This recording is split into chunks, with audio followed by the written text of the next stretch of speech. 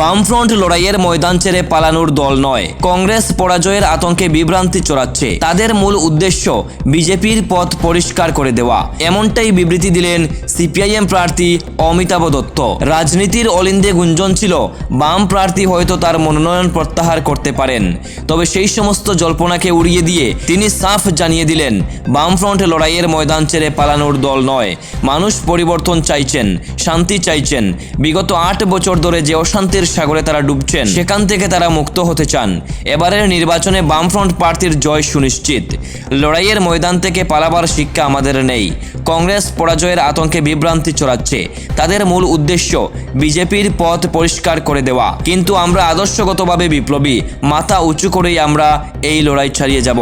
সংবিধান রক্ষা এবং গণতন্ত্র পুনরুদ্ধারের লড়াইয়ে বামফ্রন্ট ও কংগ্রেসের জাতীয় স্তরে জোট থাকলেও স্থানীয় রাজনীতিতে বিজেপির বিরুদ্ধে আপোষহীন সংগ্রামের ডাক দিয়েছেন এই বাম নেতা। ধর্মনিরপেক্ষ এবং শান্তিকামী সকল শক্তির কাছে তিনি বামফ্রন্টকে জয়ী করার আহ্বান জানান। বিপ্লবী আদর্শে অবিচল থেকে শেষ পর্যন্ত লড়াইয়ের এই বার্তা ভোটারদের মনে কতটা প্রভাব ফেলে, সেটাই এখন দেখার বিষয়। আজকে আমরা বামফ্রন্ট প্রার্থীর সমর্থনে ব্যাপক অংশের জনগণের অংশগ্রহণকে সুনিশ্চিত করে বাড়ি বাড়ি জনগণের কাছে আমাদের বক্তব্য পৌঁছে দেওয়ার যে কর্মসূচি ছিল, অত্যন্ত সফলভাবেই কর্মসূচিটা আমরা সংগঠিত করতে পেরেছি এবং জনগণের কাছ থেকে আমরা দারুণ সাড়া পাচ্ছি।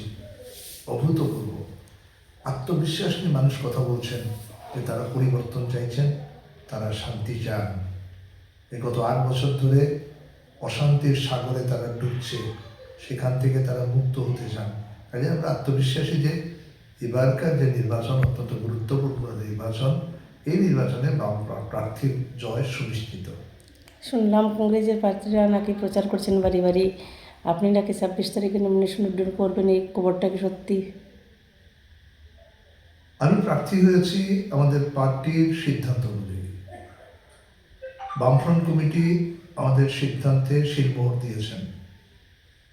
সেখান থেকে প্রার্থী পদ প্রত্যাহারের কোনো সিদ্ধান্ত তো পার্টি গ্রহণ করেননি বা বামফ্রন্ট গ্রহণ করেননি। এছাড়া আমি ভারতের কমিউনিস্ট পার্টি মার্ক্সবাদের একজন সদস্য। মতাদর্শগতভাবে আমি একজন বিপ্লবী। বিপ্লবীরা কখনো মাথা নত করে না, শির দ্বারা বাঁকা করে না। তারা মাথা উঁচু করে শির দ্বারা সোজা রেখে সামনের দিকে এগিয়ে যায় সমাজ পরিবর্তনের জন্য।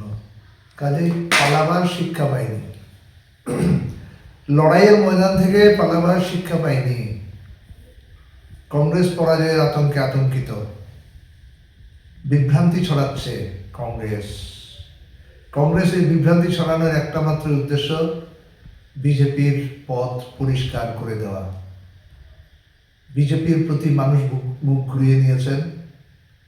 বিজেপিকে মানুষ পরাস্ত করবেন। কংগ্রেস সহায়তা করছেন যাতে বিজেপি জয়ী হতে পারে। সামগ্রিকভাবে কংগ্রেসের সাথে নীতিগতভাবে আমাদের তফাৎ থাকলেও জাতীয় ক্ষেত্রে কংগ্রেসের সাথে আমরা জোটে রয়েছি।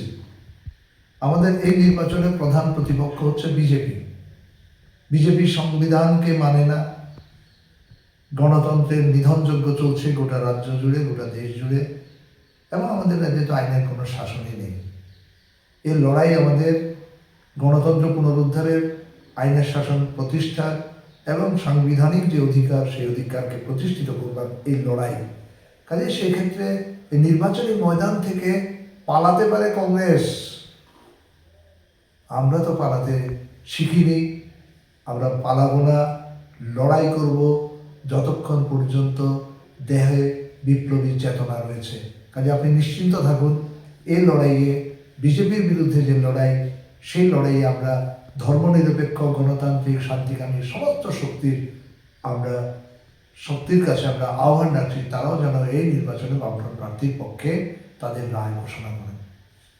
ধন্যবাদ।